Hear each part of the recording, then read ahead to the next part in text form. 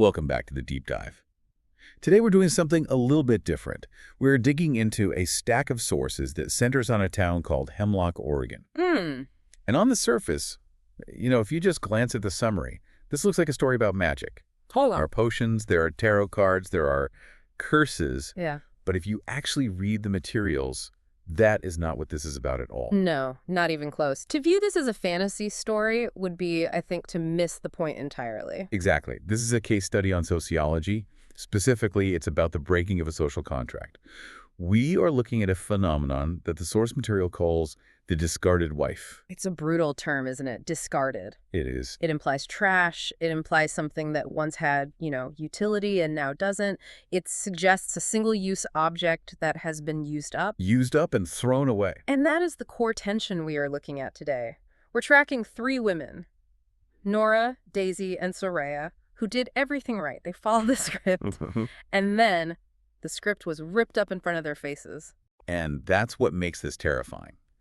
I think most of us operate under the assumption that if you follow the rules, you pay your taxes, you're a faithful partner, you support your spouse, you raise the kids, you are owed a certain level of security. It's the just world hypothesis, right? That is exactly the psychological mechanism at play.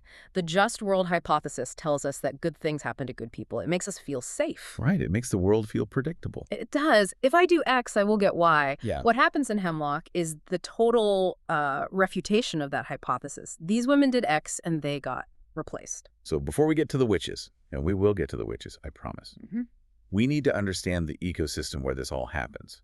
Paint the picture of Hemlock for us. Because the setting here isn't just background. It's like the cage these women are living in. It is a very pretty cage, though. That's the thing. Oh, for sure. Hemlock is described in the source material as picturesque, nestled in the mountains near the California border. It's got that Pacific Northwest gloomy glamour, Victorian houses, pine trees, fog. But it's quirky, too. There are these sulfur springs that apparently smell terrible. Right, the sulfur springs. The locals swear they have healing properties, so you have people drinking this, rotten egg water. Oh, wow. Yeah, and there's a British pub that feels totally out of place. It has a tourist-friendly surface. But underneath that, it is rigidly stratified. It's a town running on old money and old morals. You have the church circles, the long-standing family names. It's a high-surveillance society. That's a great way to put it. High surveillance. Everyone knows everyone's business. If your husband's car is parked in the wrong driveway, or if you buy the wrong brand of wine at the grocery store, 3 people know about it before you get home. It's a panopticon disguised as a village. Which is a complete nightmare if your life is falling apart. You can't grieve in private in a town like Hemlock. You can't do anything in private. Yeah. And that brings us to the inciting incident, the crash. This is the moment that wakes everyone up. It involves a woman named Alexandra Stone. And in the source material, Alexandra is, she's the avatar of perfection. She's the queen bee. The one who runs the PTA, hair always done, never hair out of place. The woman you love to hate, that mostly just want to be. Precisely. She is the archetype. Her husband, Christopher, is a power player. They are the couple you put on the brochure for the town, and then Christopher has an affair. A tale as old as time. It is, but it's the fallout that matters here. In a fair world, going back to that just world hypothesis, the town would rally around Alexandra, the victim. Of course. They would shun the cheater. But that's not what happens. No. Alexandra unravels. She stops performing perfection. She starts drinking. She starts gambling. She stops wearing the lipstick. And finally, she wraps her car around a tree. Oh, my God. And the town's reaction isn't sympathy, it's judgment. She broke the code of silence. She made the mess visible. That's chilling. So the sin wasn't the affair. The sin was letting the mask slip. Correct. And that is the lesson our 3 protagonists, Nora, Daisy, and Soraya, absorb immediately when they visit her in the hospital. If the queen bee can be broken, none of us are safe. If the rules didn't protect Alexandra Stone, they certainly won't protect us. So let's look at the S in that sentence. We have a trio of women who end up meeting in Alexandra's hospital room, and they represent very different strata of this Hemlock society. Let's start with Daisy McNamara. Daisy is the organizer. If you look at the unseen labor that keeps a town or a family running, Daisy is doing 90% of it. She is the wife of Jonathan, her high school sweetheart. The high school sweetheart narrative is so potent. There's so much sunk cost there. You've invested your entire adult life and your teenage years into one person. That's the tragedy of Daisy. She defines herself by her utility to Jonathan. She keeps the books for his construction company. She manages his life. She remembers his mother's birthday. She is the grease in the gears of his existence. And Jonathan, what's his deal? Jonathan is what we might call the cliché. He leaves Daisy for a 25-year-old named Amberly. Of course he does. But the specific way he does it is fascinatingly cruel. He engages in what historians might call revisionism. He tells Daisy, I haven't been happy for 10 years. Ugh, I hate that line. I haven't been happy for 10 years because what does that do to the listener? It obliterates their memory. It's psychological warfare. Right. Daisy thought they were happy. She thought they had a partnership. By saying he was unhappy for a decade, he turns her life into a lie. He makes her a fool for smiling in photos where he was secretly miserable. It's a profound form of gaslighting. And it creates this massive cognitive dissonance for her. She has to somehow reconcile her reality with his stated reality, which is impossible. Exactly. And let's not ignore the age gap. He's leaving a woman his age for a woman who is 25. Sociologically, this isn't just about sex. It's about time travel. Time travel, how so? Jonathan is having a midlife crisis. He feels old. He feels mortality breathing down his neck. Amberly isn't a person to him. She is a portal to his youth.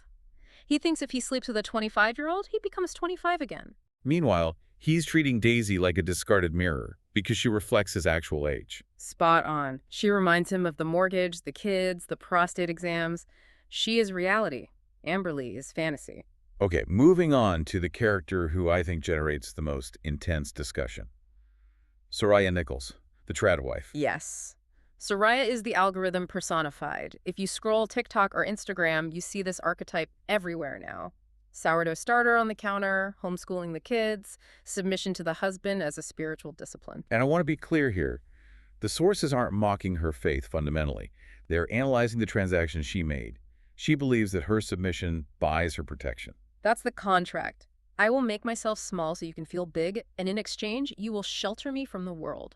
Her identity is entirely constructed around David, her husband. She is Mrs. David Nichols first and Soraya second. She thinks the cage is safe because she holds the key to lock it from the inside. Exactly. She chooses it. Or she thinks she does. So let's look at David. Because if Soraya is trying to be the saint, David is. Well, he's a piece of work. David is the hypocrite. There is no other word for it. He's a pillar of the Hemlock Christian Fellowship. He owns the realty company. He projects this image of absolute moral rectitude. And then we have the incident. And honestly, when I read this part of the source material, I had to put it down and walk around the room. Oh, I know. Because it is so absurd, but also so believable. Walk us through the text message. So it's Sunday. They are in church. The sermon is happening. David is sitting in the pew next to his wife. And he is sexting. In the pew, while the pastor speaks. The sheer audacity. He's trying to send an unsolicited photo of his genitals to a woman he met online. But, and here is the cosmic joke, or perhaps the divine intervention, he fumbles it. Oh, no. He sends it to Soraya. I can't even imagine that moment. You're listening to the choir, your phone buzzes, you look down, and it's that, from the man sitting next to you. It is the ultimate violation of the sanctuary. But what's fascinating sociologically is what happens next. It's the Darvo response: deny, attack, reverse victim and offender. David gets caught red-handed. But does he apologize? No, of course not.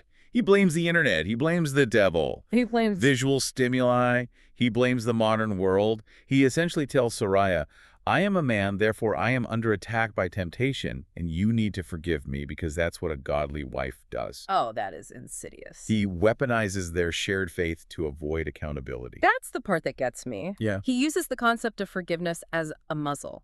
If she doesn't forgive him immediately, she is the one failing God. Exactly. He's counting on her religious conditioning to override her personal dignity.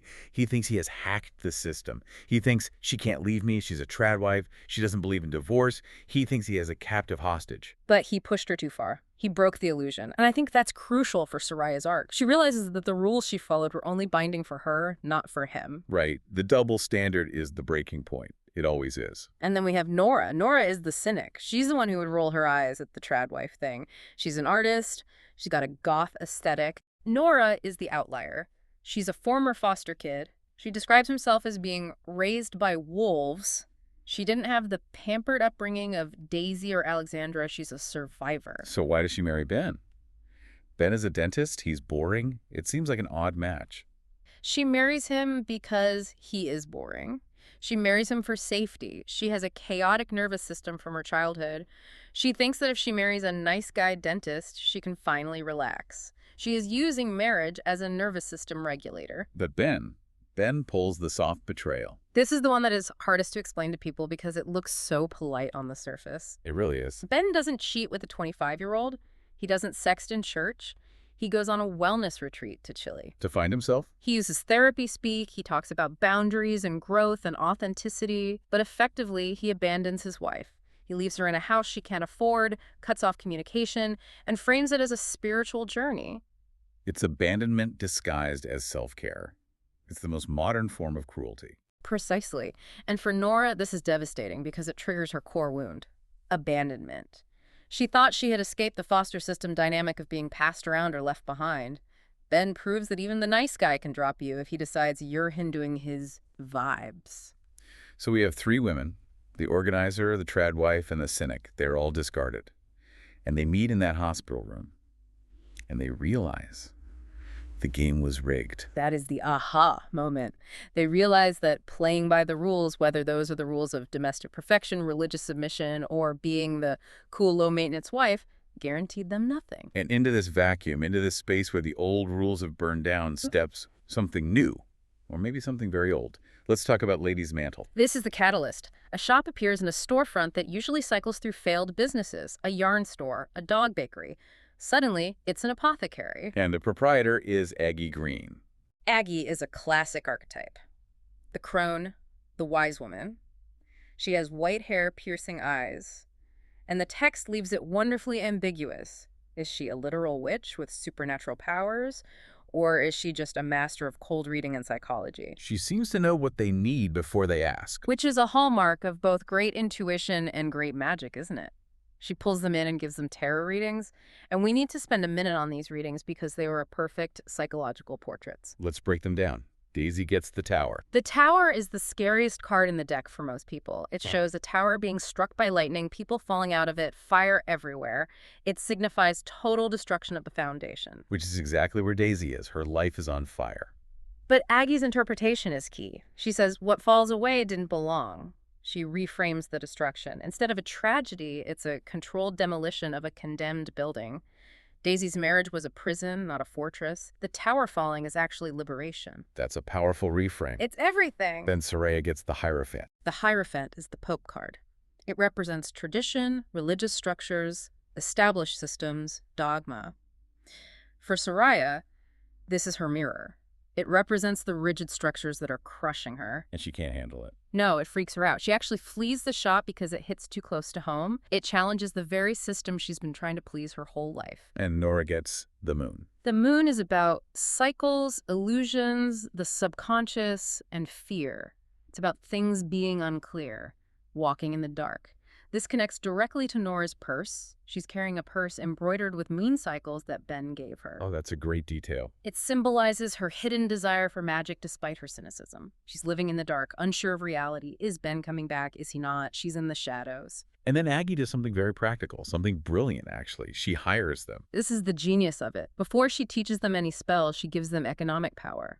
Daisy, the organizer who kept her husband's books, gets hired for bookkeeping. Of course. Soraya, the baker, is hired to bake bread for the shop.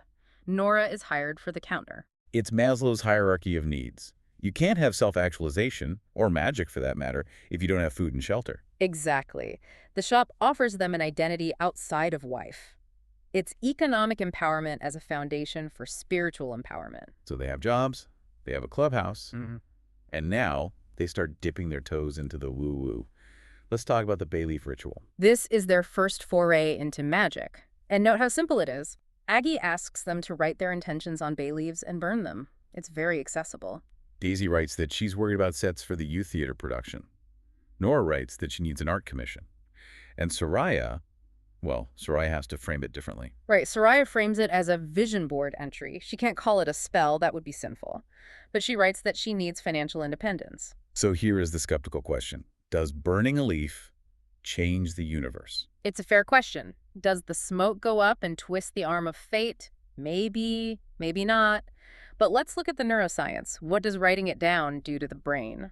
It clarifies the goal. It makes it concrete. It sets the reticular activating system, the RAS. That's the bundle of nerves at your brainstem that filters out unnecessary information so the important stuff gets through. Okay. Once you tell your brain, I need an art commission, your brain starts scanning the environment for opportunities it would have otherwise ignored. So when Nora gets the commission later that week, it might not be that a spirit granted it. It might be that she finally had the confidence to check her email, or she projected a different energy when she walked into the coffee shop. Exactly. Aggie is hacking their psychology. These women have been gaslit for years. They have been told they are crazy, useless, or dependent. They don't trust their own desires. The ritual, the magic, is just a permission structure. A permission structure, I like that. It's a way for them to say, I want this, without feeling guilty. It's almost like the magic is a placebo, but the placebo effect is real medicine. Precisely. And for Soraya, this is even more complex. She rebrands the magic to fit her theology. And this tells us something important about human nature. We will use whatever tools are available to us to gain agency. Right. If the church fails us, we turn to the apothecary. If the law fails us, we turn to the curse. These women are grasping for levers of power in a world that has stripped them of power, and the results are undeniable. Soraya gets Instagram orders for her sourdough enough to start a savings account. Daisy gets help from Zach Woods. We have to talk about Zach Woods. The town heartthrob. Famous ex-actor, wealthy, Jonathan's business partner, a total deus ex machina. He steps in to fund and build the theater sets, bypassing Jonathan entirely. It's a massive win for Daisy. But again, was it magic? Or was it Daisy finally accepting help from a man who respects her? Aggie has a great line about this debate. She says, magic is just intuition you've forgotten. That's the thesis statement of the whole thing. Trauma disconnects women from their intuition. Gaslighting makes you doubt your own reality. These spells are rituals to help them reconnect with what they want and what they know to be true. So, whether a spirit grants the wish or their own subconscious drives them to seize opportunities, does it matter? Does it? The result is agency. Speaking of agency, let's talk about the moment where the power dynamic really shifts. The public humiliation of David Nichols. This is my favorite scene in the entire story. It is a cinematic masterpiece of social dismantling. I mean, truly. It's just scene for us. It's a Little League baseball game. David is coaching. He's posturing, acting like the big man on campus. He's blaming Soraya for the separation, telling everyone he's the victim. He is maintaining his status through sheer audacity. And Daisy and Nora are sitting in the stands, and they decide to do a little casual cursing. They discuss returning the harm. They wish for him to be unsettled. They basically focus their ill will on him, just like projecting. And then slapstick ensues. It's like a domino effect. First, a kid runs into him, crushing a cup full of sunflower seeds, spit against his chest. Ugh, disgusting. So he has this giant, wet, disgusting stain on his pristine polo shirt. Which ruins his image immediately. You can't be a dignified patriarch with spit on your shirt. Then, he trips over his untied shoelace while arguing a call. It's clumsy, it's childish. Then he dives away from a tipped ball and falls face first in the dirt. It's just one thing after another. It's beautiful. And the finale. He has a meltdown. He screams at the umpire, a teenager basically, "Do you know who I am? I own Nichols Realty," and gets ejected from the game. It's total humiliation. Yeah. But the important part isn't him falling down, it's Soraya's reaction. Because normally, she would be mortified for him. Right. In a codependent relationship, the wife manages the husband's image. His shame is her shame. But here, she gets the ick. The ick. We have to talk about the ick as a sociological defense mechanism. It's powerful. The ick is when attraction is replaced by repulsion. It usually happens when you see behind the curtain. Soraya sees that the Wizard of Oz is just a sweaty, angry man with spit on his shirt. And once you see that, you can't unsee it. It breaks the spell of his authority. Exactly. She sees him as small, ridiculous, sad. When the patriarch is humiliated publicly, his hold over the disobedient wife shatters. She realizes his anger is not her problem. She realizes she doesn't respect him anymore. And you can't submit to someone you find ridiculous. The women are gaining strength, they're laughing, they're making money, but the universe, or rather the husbands, strikes back. We entered the escalation phase. As the women gain agency, the men escalate their toxic behavior. It's a classic extinction burst. Can you define that for us? An extinction burst is a term from behavioral psychology. If you have a vending machine that always gives you a candy bar when you press a button, and suddenly you press the button and nothing comes out, what do? I press it again. Harder? Maybe shake the machine? You press it harder, you shake the machine, you kick it, you get angry. That spike in behavior is the extinction burst. The husbands are the guys kicking the vending machine because the women, the machine, have stopped dispensing the service they expect. That is a perfect analogy. So let's look at David's extinction burst. He sends a threatening text. He gives Soraya 1 week to return to him or be evicted from their home. And he frames it religiously. He says they need to restore the family. It's financial abuse cloaked in Scripture. Come back to the cage or starve. That's the subtext. And Jonathan confronts Daisy in the driveway. He's callous. He blames her for the marriage failing. And then he drops the bomb. He plans to marry Amberly. And Amberly is sitting right there in the truck taking selfies. That is cold. Just unbelievably cruel. It's brutal. And he claims the business and assets are his, ignoring the fact that Daisy has been the bookkeeper and the domestic manager for his entire career. He's trying to erase her contribution. He wants to wipe the slate clean. And Ben? The nice guy. Ben calls Nora only to tell her not to contact him. He implies her energy is the cause of his unhappiness. He puts her in a timeout. It's punitive silence. So the women respond. And this time, the magic gets a little darker, a little more defensive. Soraya reaches a breaking point. This is a fascinating moment. Soraya uses scripture as a spell. She writes down a verse, everything that is concealed will be brought to light, and she boons the paper. That is such a metal move for a church lady. It represents a synthesis. She's not abandoning her faith. She's weaponizing it against the hypocrisy of her husband. She's using the Bible to demand truth. She's calling down judgment. And Daisy makes a karma bag. She fills a bag with items representing Jonathan's bad actions. Her intention is, what you have sown, you will reap. She plans to hide it in his truck. But then she stops. She doesn't do it. She burns it in Aggie's cauldron instead. Why does she hesitate? Is it mercy? I don't think it's mercy. I think it's wisdom. Daisy realizes she doesn't need to curse him. His actions are his own curse. Think about it. He's a middle-aged man marrying a 25-year-old who just wants a party. He's alienated the woman who ran his business. He's estranged from his reality. The karma is inevitable. Daisy realizes she can step back and let gravity do the work. That's a powerful place to get to, where you realize you don't have to be the executioner. Exactly. You just have to get out of the way of the falling piano. Now, Mira. Nora attempts a love spell. She writes, I have the love I deserve. Oh, this breaks my heart a little. It is the tragedy of Nora's arc here. While Soraya and Daisy are using magic to separate and protect themselves, Nora is using it to try to fix the unfixable. She's still looking backward. It's rooted in her childhood fear of abandonment.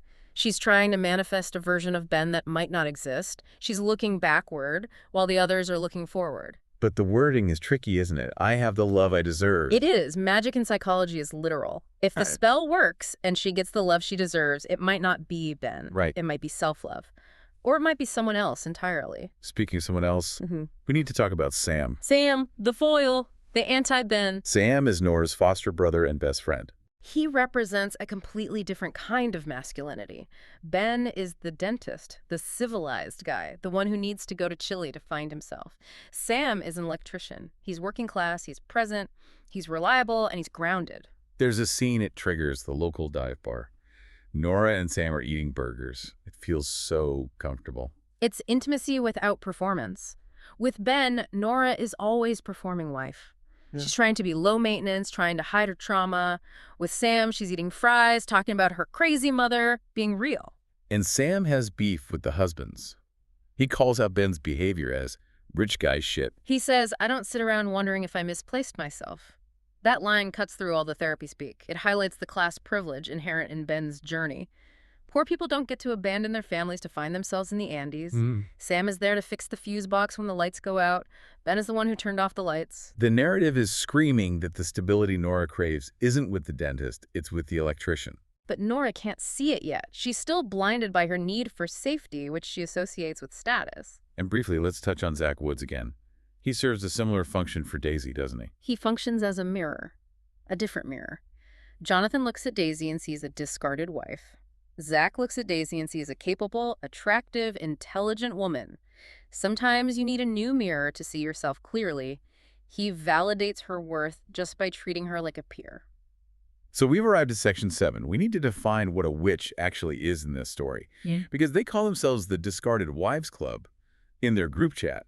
But the text implies they're becoming a coven. The book redefines the witch not as someone who worships the devil, but as a woman who has stopped listening to men and started listening to herself. Aggie has those great lines. The stars shine despite the darkness. And a witch is simply a woman who listens to her intuition. That's the core message. In a patriarchal society, especially a strict one, like hemlock female intuition, is dangerous. It disrupts the order, so it gets labeled as witchcraft or hysteria. Reclaiming the title of witch is really just reclaiming the right to trust your own gut. And the role of community is huge here. The magic isn't just the spells, it's the friendship. It's the antidote to gaslighting. Gaslighting works best in isolation. When Jonathan tells Daisy she's crazy, if she's alone, she believes him. Right. But if she tells Nora and Soraya and they say, no, he's actually a narcissist, the spell of gaslighting breaks. They validate each other's reality. That collective validation is the true power source. So as we wrap up, where do we leave our trio? It's not a fairy tale ending, is it? No, and I'm glad it isn't, because recovery isn't linear. It's messy. Soraya's making a big move. She is moving into the apartment above the apothecary. She is physically leaving the marital home. That is a massive step. It's a downgrade in square footage. She's leaving a mansion for a flat, but it's an upgrade in freedom. She has a commercial kitchen there. She can bake for profit, not just for piety. And Daisy? Daisy has quit working for Jonathan. She's severed the last tie. She's using the tarot, specifically the Fool card, which represents new beginnings, to navigate her future. She's embracing the unknown. She is no longer the organizer of someone else's life. She's organizing her own. And Nora? Nora is the most ambiguous. She is painting again. She has her mural, but emotionally, she's suspended. She's clinging to a marriage that has essentially already left the building. So she hasn't had her tower moment yet. Perhaps not. She's still in the moon phase illusions and shadows. She represents the part of us that isn't quite ready to let go, even when we know we should. It's a powerful place to leave them. It feels honest. It does. It acknowledges that you can be empowered and still be sad. You can be a witch and still miss your husband. Complexity is allowed. So here is a provocative thought to leave you with. We often dismiss woo-woo practices like tarot or manifestation as silly. We roll our eyes at crystals and bay leaves. But in Hemlock, these tools served a vital sociological function. They gave powerless women permission to trust themselves. Exactly. If holding a bay leaf allows you to stand up to a bully, or if burning a piece of paper helps you realize you deserve better than a man who sexts in church, does it matter if the magic is scientifically real? Right. If the result is freedom, maybe the magic is real enough. Something to think about the next time you check your horoscope. Well, thanks for diving in with us. See you next time.